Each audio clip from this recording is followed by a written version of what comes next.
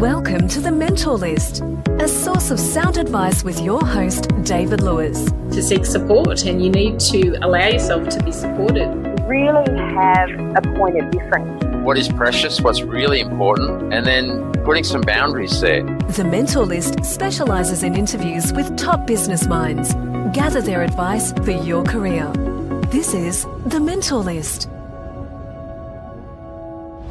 Hello and welcome to today's show. Today we're having a conversation with the Darrell Hardidge. Darrell is the authority in client appreciation. And we're not talking about client satisfaction, and pretty soon we will have Darrell's view of the exact difference and why there needs to be a difference.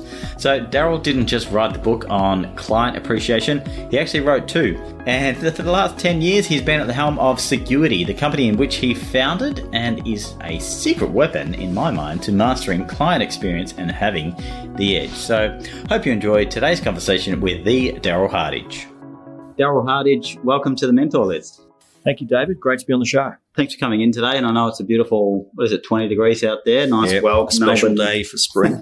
So we've called you in on the right day. It wouldn't be the same story if it was last week with all that rain. But yeah, thanks for taking the time. And just for the listeners that haven't come across you before, Darrell, do you want to tell the listeners a little bit about your story? Well, that's an interesting one. Well, the last 10 years I've been running a company which is called Seguity. Seguity is a word we created because it's very hard to get a .com these days. So we created the word out of sage for wisdom and acuity for insight. So our company is about wise insight. So that's been running for the last 10 years, and we specialize in understanding client experience and what really creates really powerful loyalty. Prior to that, I had a consulting company. So it was me and a team of 13 guys. We had a small business consulting firm, and we would pull businesses apart and re-engineer them. And this was a startup sort of business back then. It was one of my clients. And basically, I love the product. We used the product in our consulting firm. So we would go and survey the customers on the experiences that they were having with our clients. And then we would use that in strategy to make them stronger. And effectively, over the course of time when I was working there with that, I loved what we could achieve by giving really clear and simple insights to our clients about how to improve their services and grow their businesses. So I kind of did the Remington where, like the razor so much, I bought the company. So I kind of did the same thing. And, it's nearly 10 years ago now. So when you say surveying customers, so is this online surveys or face-to-face or kicking tires or what are we? Okay. Great question. We only do phone-based research, and there's a very clear reason for that. Most people, they have the best intentions of getting feedback from their market, and they use the most commonly globally used process is the Net Promoter Score, or known as NPS. So we use that as well as the foundation of the question structure. The key to it is, though, that most companies are doing online. They're sending out email requests for people to give feedback, which is certainly has a degree of relevance. The problem with it is that we track this globally, and it's around 8 to 10% response rates are the averages. So you tend to hear from the people that really love you, the people that hate you, and all the big chunk in the middle, which is where all the opportunity is.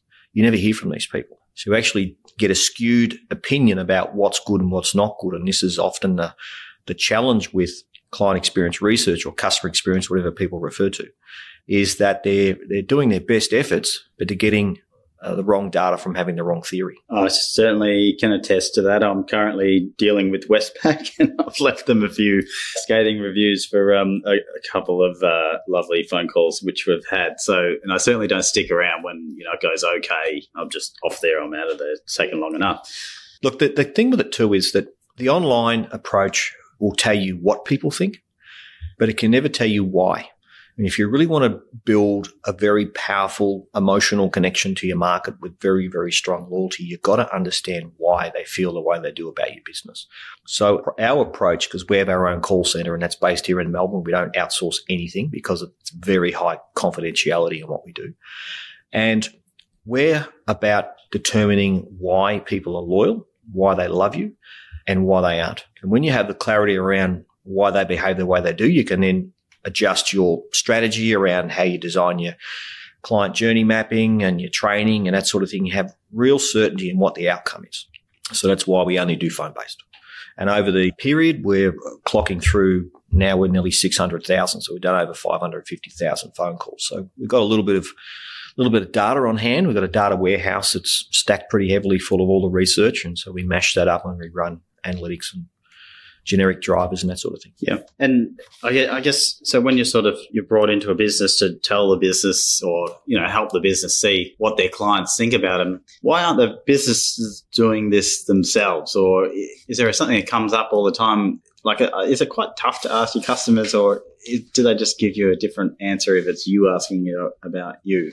Well, look, it's a really, really good question, David. And a lot of people, first of all, don't ask it. They assume. One of the things we have in Australia is we've had a very, very robust economy.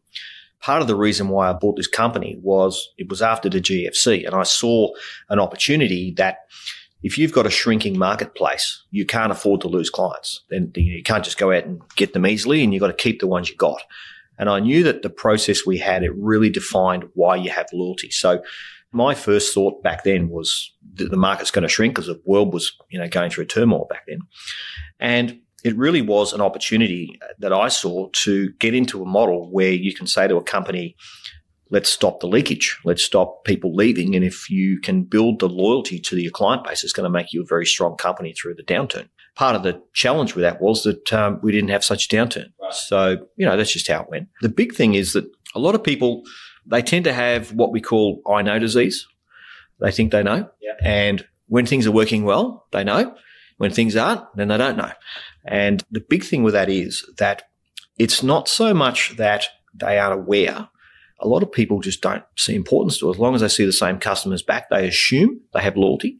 And that's probably the big one, is most companies assume they have loyalty. And when people leave, if they aren't good on their CRM and their sales process, they won't even know until it's too late. So the clients we work with, we're kind of very fortunate. We only work with top-end companies. We don't work with average businesses or poor businesses. They don't care enough anyway. That's why they're where they're at. So our market is really top-end businesses that really care about their identity. They care about the culture.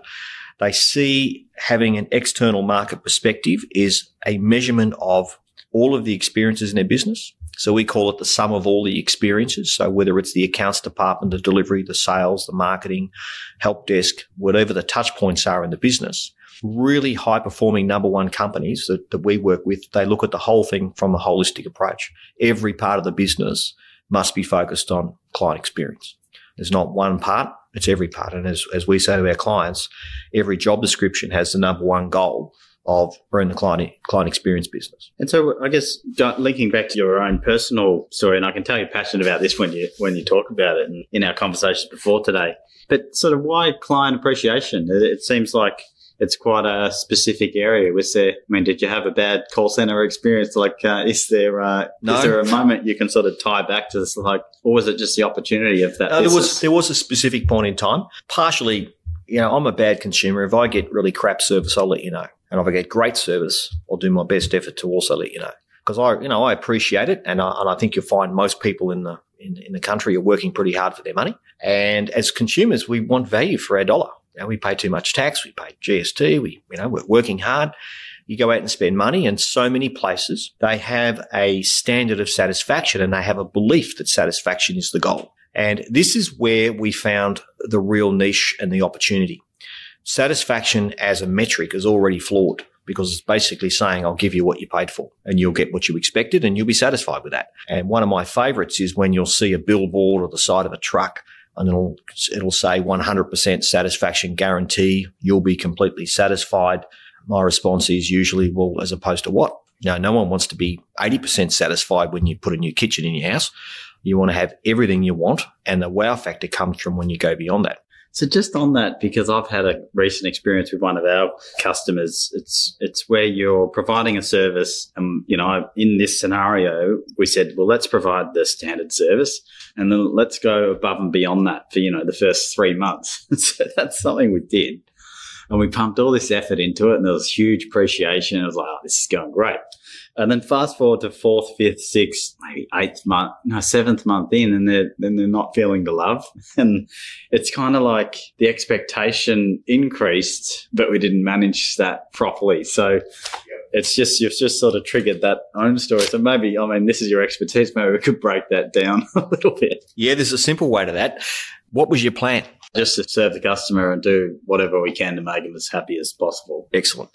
So the intention was right. You may have gone a bit too hard out the gate. We have a process where you keep creating the wow experiences and you try to manage the flow of that.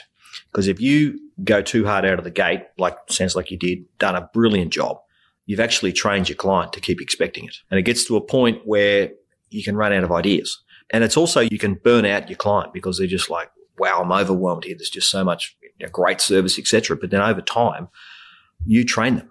And this is part of the challenge that I see in the whole country is that businesses tend to try and train us that near enough's good enough. And Australia is known for pretty average service standards. We aren't good at it. Anyone who thinks Australia is world standard on customer experience, they haven't travelled. American out of state. No, exactly. And so it's one of these things that we looked at it from a point of view, we need to change the game. So we've got to change the language. And I was very fortunate that I've done quite a lot of training with a very unique guy from the States. His name is Marshall Thurber. And he's the only person that has at the same time studied with Buckminster Fuller and also W. Edwards Deming. So a really unique combination. And when I first met him, I was doing a workshop with him in Melbourne. And he talked about a little bit of his story and how he spent 10 years working with Edwards Deming. And for people who don't know who W. Edwards Deming is, it's Deming with one M. He is well worth looking up because he's regarded as the 9th hidden turning point in world history. And usually people say, what does that mean? I've never heard of him. And we say that's why he's called the hidden turning point. He created the quality system of Japan. So Six Sigma, lean manufacturing, all those kind of things stem from Edwards Deming. So Marshall worked with him. He paid him to travel around with him and learn from him. So he's like a student for a period of 10 years. So he spent time at Toyota, time at Ford and a whole range of other companies, Honda, Canon, that sort of thing.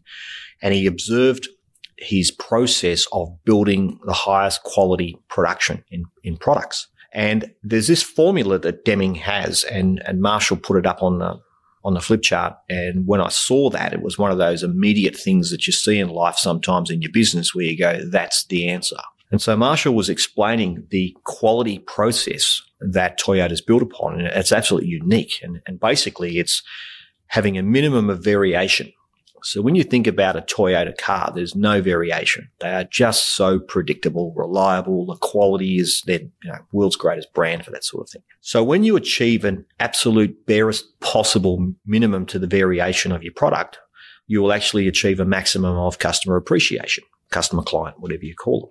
So when I saw that, it really resonated with all the work we've been doing. It's like when we get 10 out of 10 from a client experience score and they have absolutely unshakable loyalty with our client, it's usually because there's absolutely no variation in their service experience. It doesn't matter who they talk to in that company, they get great service. Every delivery, every box, every help desk phone call, whatever it is they do, they basically can predict they're going to get great support and great service. There's no variation in their process. That's ultimately what sits behind a 10 out of 10. 10 out of 10 is no variation. When you measure satisfaction, which is a 7 or an 8 out of 10, and this is according even to the Net Promoter Score, which is, the globally used formula, satisfaction still allows variation. It basically says, look, most of the time you'll get what you want. And anyone who's trying to build a powerful brand or a powerful business and really high degrees of client retention, you won't ever achieve it with satisfaction. You've got to go beyond your competitors. So our sort of mantra is with our clients is obsess over your clients, not over your competition. If you just obsess over your clients and take the variation out of your service experiences and absolutely focus on them having true appreciation, and I'm talking about appreciation that's not from the business to the client because they've paid them. I'm talking about the client appreciating the business that they pay because of whatever, they're doing to help them. In especially a B2B market is very, very powerful if you can measure this. And so by doing that, you have effectively separated yourself and obsessing over your clients and making sure you give them everything they need and going beyond, which is, back to your example, you don't have to worry about your competitors because they won't catch you. Right. I like it. So I've got a few helpful tips there for my next client. Really appreciate that. And I guess, and just when you're talking about no variation, I mean, I'm thinking of Big Macs, and I'm thinking of Big Macs here or in the suburbs or Big Macs in another state or another country. They're another great example. Yeah, exactly. No variation. Doesn't mean that you're going to love it, but you know what you're going to get. Yes. And I guess, and you mentioned customer satisfaction. Because I sort of see that as metrics in many businesses, big and small. Yeah. And I guess, what's your sort of take on that? Is that a hangover from a previous era or? Oh, look, I think it's just terminology. And I just had yesterday, actually, an email sent to me from a client asking me about this other metric they heard about called the customer effort score. And, they weren't too sure about it. And I immediately sort of discount. I'm like, if you've got to measure the effort people are having to go through to do business with you, you've already got it wrong. Because I shouldn't have to measure how much effort you got to take to deal with me. It should be easy. Yeah. The experience should be enjoyable. It should be efficient. It should be tailored to what I want and then make it even better. So there's no effort. And if there is an effort, then that's okay because it's it might be $1 million purchase. Well, there's going to be a little bit of effort in making sure we make the right call. So effort is relative to what you're doing. But if you're actually measuring on a scale of how much effort you have to do business with me, my view is, well, you got the wrong measurement because we don't want to measure that. If you're 10 out of 10, there's no question about the effort. They're just talking about how much they appreciate what you've done for them. And is there any sort of listeners sort of trying to get maybe some brands or thoughts in their head around, well, who's doing it right or, even vice versa? Yeah. Is there like a go-to company that you're just, is always up on the pedestal? Or? Yeah, there is. It's a really good question. Most of us, I think, would have heard of APT Travel. APT Travel is a wonderful client of ours. We've had them now for 7 years and we have benchmarked their global client experience process. So just for those that don't know APT Travel, just a quick synopsis. APT and Travel Marvel in Australia, they're a third-generation travel company. Look, around 65,000 passengers a year they do. Their specialty now is river cruising in Europe, Canada, that sort of thing. Yeah. It is one of those absolutely wonderful, wonderful Australian success stories. Still the same family-owned company. And the very first time we delivered the research results to them, it was an interesting one because the founder of the company, he's getting on a bit now. He's sort of stepped back from the business. But he made a statement at the end of our session, our workshop with the team. And it was one of those ones where someone just, rattles off a one-liner and you don't realize what it does. But he actually, at the end of it, he made a statement and he said, it's really clear from our research results.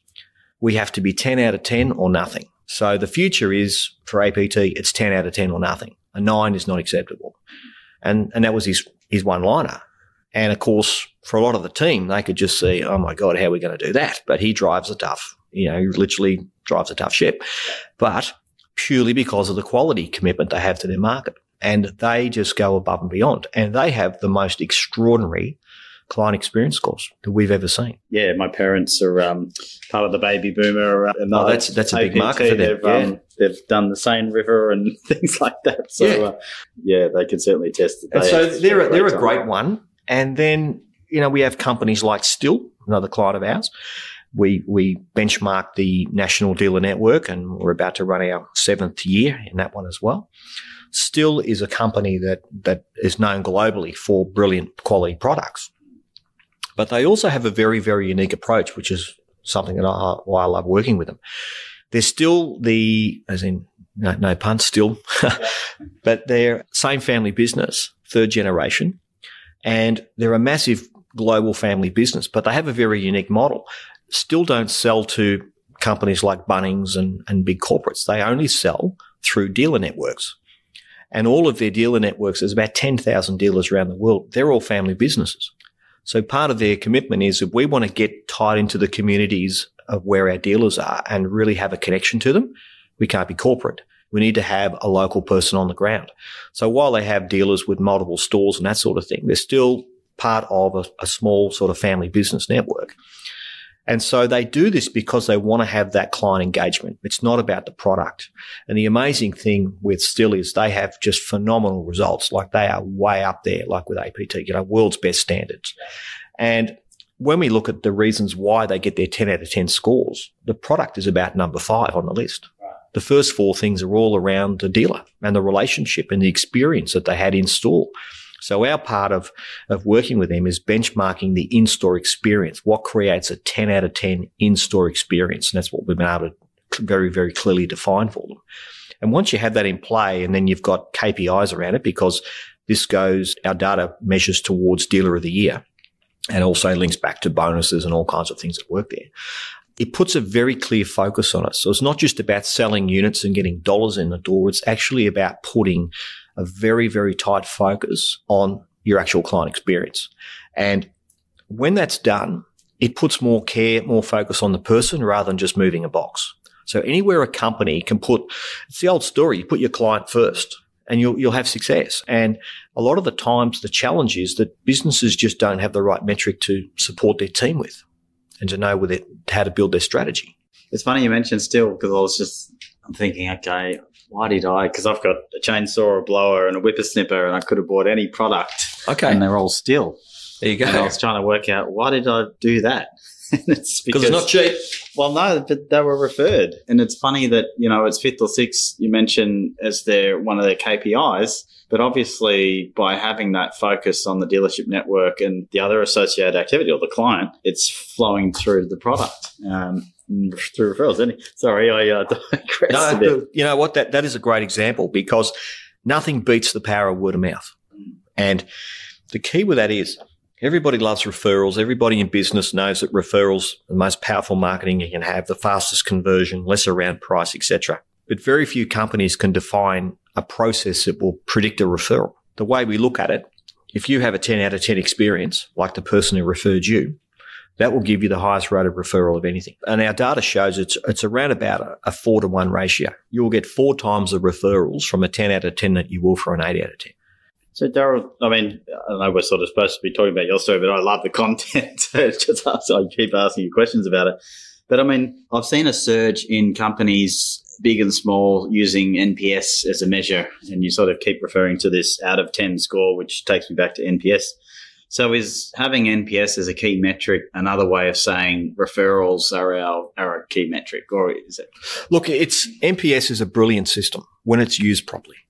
A lot of companies, they have the right intention, but they've got the wrong approach.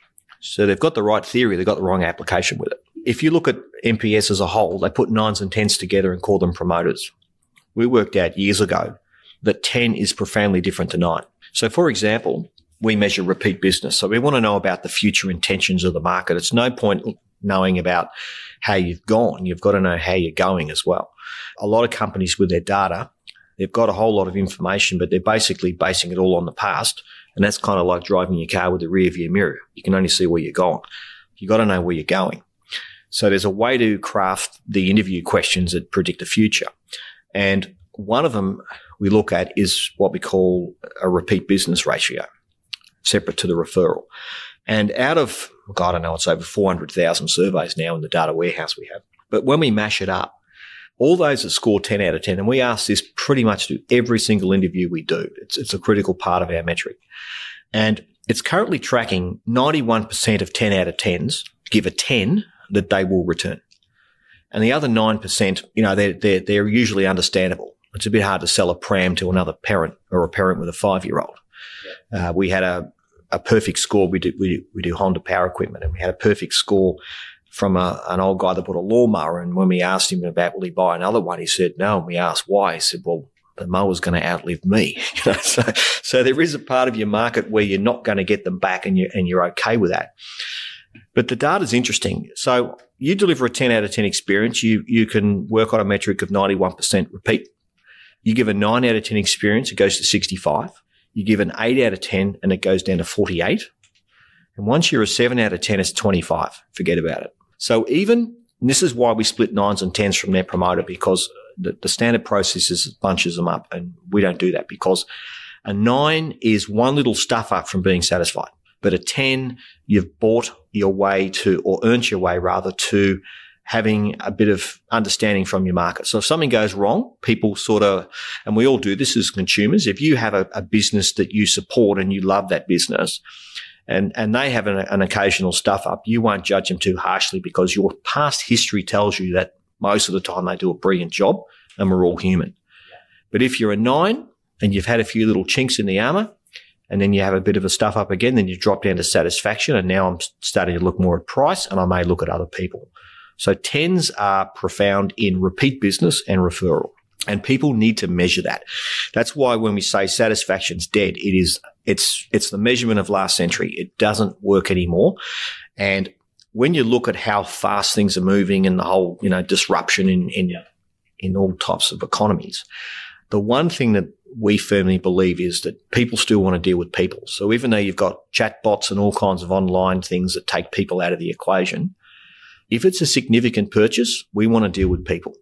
And anywhere you can keep the human element, and even the other day I heard of this other term called a HX, which stands for the human experience.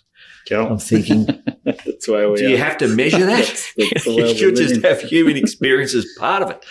It's critical. And that's where the changes are happening so fast that you can't change what your competitors are doing. You can only control what you do. And the best thing you can do is obsess over your clients, not over your competitors. Yeah, because we're talking about benchmarking another time we caught up. It'd be great if you could sort of share, I guess, some of your insights around benchmarking and, its effectiveness. Well, one of the things we always focus on, and sometimes it takes a little bit of time to get through the culture of the business, but it's benchmarking client experience as a part of all the reporting mechanisms. So often companies, they will just measure stock movement, stock on hand, sales data, and, financials. You'd be amazed at how many companies do not have client experience as a key metric in their business.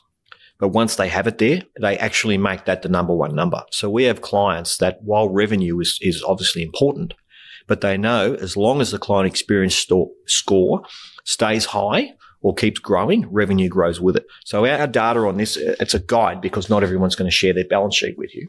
But as a guide, for every 1% you increase your net promoter score, you should be able to expect 1.5% to 2% revenue. So for some companies that are sitting at scores around, 30 and 40 and that sort of thing, there is phenomenal growth sitting in those businesses. It's massively under-leveraged. So the benchmarking of client experience, and especially in the type of businesses that have multiple stores, whether it's franchises, dealerships, company stores, you've got to be able to benchmark them for sure because they're selling the same product, same pricing, same uniform, same marketing process, but you can have one store smashing another store. And usually when you look at it, take out location, for example, all things being fairly equal, it'll come down to client experience, which is then directly linked to the management and the culture of that branch. So having this as a benchmarking KPI changes the game. We've got quite a few clients now that once they've put this metric into the business and they actually make it the center of it. So they make all their other strategies point towards client experience as the one number. And if you can do that, takes a bit of courage, but people that are prepared to really make the commitment to 10 out of 10 and put 10 out of 10 dead smack in the middle of what they're doing, it is extraordinary what happens. So I just wanted to bring up, I can tell your eyes light up when we start talking about these types of topics and this sort of content. It's amazing. And maybe we can talk about the book. Books, I should say. And was this something that you had to do? You had to get out of your head, or was it because you had either goes one or two ways? It was either struggle to get it down, or probably was both. But yeah, do you want to talk about that experience and what the books are about, just for listeners? Yeah, look, sure. The first book is called The Client Revolution, Smashing the Loyalty Myth and Having the Edge. So getting back to that satisfaction point, I started on that one about 5 years ago. And the process behind that was so many companies thought satisfaction was the game and they didn't understand the power of 10 out of 10 experience. So that book is around the structure. So we're very, very lucky in our company that we only deal with top end businesses, people who don't give a crap, don't engage our services. They're not going to spend money on finding out their average if they don't care.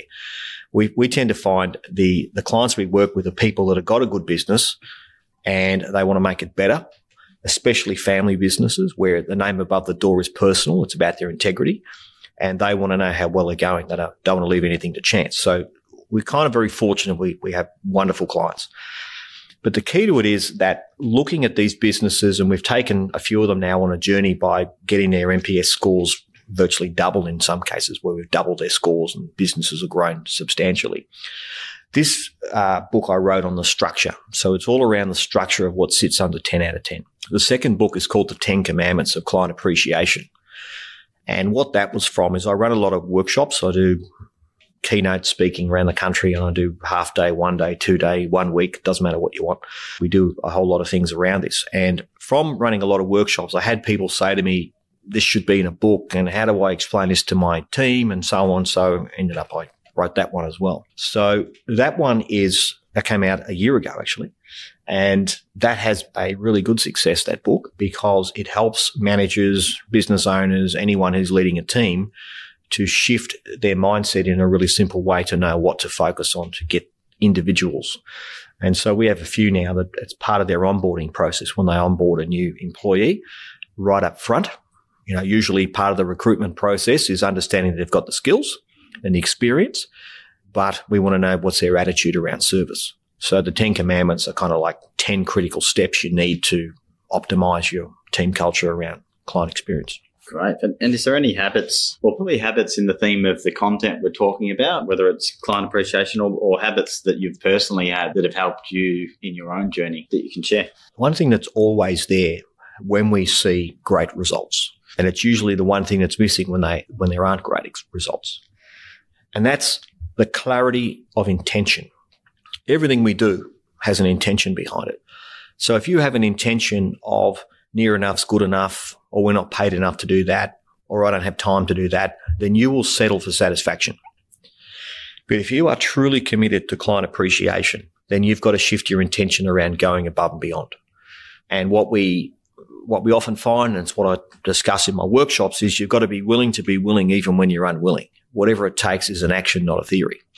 So the intention is critical. And we find now our clients put this right up front in their recruitment process.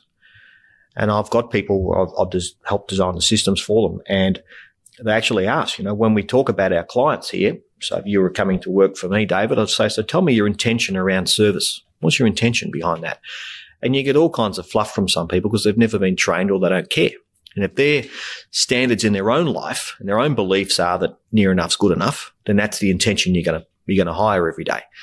You need to find people that have a clear intention to be the best they can be, and it's never finished. Our motto is in our workshops on my papers, it says, when it comes to being number one, there is no finish line. It's never done. You might win today, but you've got to keep moving forward or you'll get past in the future. So the intention that companies have behind serving their clients and being of service really opens up a lot of interesting thought around that. And you'll be amazed at some of the crap that people put out there of what they think matters around loyalty. And true loyalty's got nothing to do with price. It's all got to do with how they feel. And are you truly appreciated or not? Because if you're not, you won't have strong loyalty. Yeah, thanks for sharing. I'm just busy scribbling down some notes from my own business plans. Part for the show notes. Take what you can today, mate. It's free. I love it. So I guess, we've had so much advice coming through just the conversation, but is there one piece of advice you received or that you came across in, I guess, growing your knowledge in client appreciation or even in just your own career through others? Is there any advice you could share with the listeners? Look, my thing probably way back, you can say last century now, David, because you can at this point. My business I had way back was in outsourced payroll. And it was back in the days when Lend-Lease used to have outsourced payroll. And so our market was small to medium business where we were a payroll outsourcing bureau. And so we had a territory and we had our own team and we were contracted to sell, implement and account manage those services. And I found this pattern that was really quite unique. And that was that the businesses that were doing really well, I could easily get meetings with the owners of those businesses. And when I go and talk to them, I just found a fascination around, gee, how come I can easily get an appointment with you? And they'd have time to show me around the business and they were always growing and, really, really strong because we would manage their payroll. And then I'd find other companies that you could never get them on the phone. You could never get hold of the owner of the business if you needed to talk about, changes to workplace laws or whatever it was. They were always difficult to get hold of and they were always struggling. So it was I had this gift early on. It's like, well, what is it about the companies that always seem to have time? They're as busy as crazy. They're growing like crazy. But what is it about the management and the attitude of these businesses that's different to the others? And that's sort of, I had that one for about 6 years and then we sold that. And then that's when I bought into the consulting firm where we used to re-engineer the small to medium business market. And then once again, it was like the people that are doing really well would be happy to pay the bill to keep learning to do better. And the people that were struggling never had the time or the money to learn how to get better. So it's really a mindset. And for me, it was good fortune. I guess you fall into where you fall into in life. But the thing that I have a real gift of is being able to work with extraordinary people. business owners, executive teams. There's never any luck in a great result. It's just bloody hard work. 10 out of 10 is rigorous and it's really tough, and it takes focus with a clear intention every minute of the day. And people slip, we're all human, but it's this underlying principle that clients come first. And in order to make clients come first, we have to make the team first. Because one of the things we look at is the internal client versus the external client. So the internal client is all the team in different departments, whether it's around the state or whatever it may be. How do the team treat each other first? And when you define your team culture, which is what the 10 Commandments are about, that's being 10 out of 10 for each other as a team. When you do that, you're automatically 10 out of 10 for your clients. Fantastic. I just love listening in. So we're kind of coming to a close. I just had one more question, and I know it's a perler.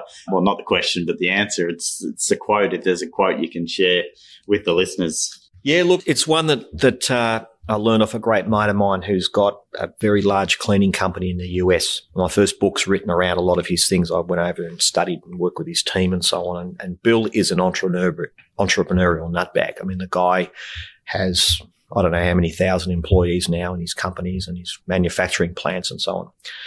And he shared this statement with me, and it also, I learned both from Marshall and Bill. And this is what our clients work on now, and I'm quite happy to say that at times I get a bit of a laugh out of it because it causes huge disturbance. But it's the one thing that I believe separates a company from everything else. And the saying that we work with our clients on and we get them to commit to it is that different isn't always better, but better is always different. Most companies put huge amounts of resources into being different. You might be different for weeks, months, but you won't be different forever. If you've got some kind of gimmick or whatever, your competitors will copy you and then they'll do something different that's better than you. But if you just flat out focus on being better than everyone else, obsess over your clients, not over your competitors, 10 out of 10 or nothing, client appreciation, not satisfaction. And if you can demonstrate that you are absolutely better than your competitors, then you'll automatically be different. And you achieve that space and you'll get the highest margin possible because our clients, people look at our website, click on who we deal with. None of them are cheap. They're not the cheapest. You can go get cheaper services than any one of our clients, but you won't be happy as you will be working with our clients because they have an absolute commitment to service excellence. And, there's more to, and it comes back to how do you define value in a business. If service experience is low, it's around price. If service experience is high, then value is measured from an experience point of view. So different isn't always better, but better is always different. The key is, how do you define it? We'll leave it with that question. We'll leave it open-ended. I like it. Like I said, thank you so much for coming in. Like client appreciation, I know sort of through some of my consulting work at the moment, it's just putting the customer first, which is clearly a no-brainer, but it's funny how we can kind of lose our way in getting back to basics, and that client appreciation isn't even on some people's metric, but then it comes on and it's the top. So I don't know how we forget about it, but it's mind-blowing. So just for the listeners that are resonating with what you're saying, they want to find more about you or find out when your next speaking gig is or buy one of your books, how do they go about finding you? Books are on Amazon and you can get them in bookshops as well, but most people don't go to bookshops these days. They just buy things online, which is fine. So The Client Revolution is one book, the first book, and The 10 Commandments of Client Appreciation is the second book. Our website is seguity.com, and that's SAGUITY.com. And that's probably the best way. Anyone wants to contact me, just go there. You'll see events we have up. I don't do so many these days. It's more speaking engagements I do. We run about 3 or 4 workshops a year that we just open up to people to come along. So check the website there, or otherwise just get in touch. We'd love to discuss it. Yeah, great. Yeah, for those that are listening in still, we're in the 44th minute. If you haven't turned off to jump into the gym. So Darrell will actually be appearing a little bit more often on the mentor list here as we launch into our 6-part mini series where we're going to go deep into client appreciation and listen into some tycoons and barons of this area. So yeah, thanks again, Darrell, and yeah, welcome to the listeners, and for everyone, tune in again next week for another great show. Thanks, Darrell. Thank you. The Mentor List specialises in interviews with top business minds. Gather their advice for your career. This is The Mentor List.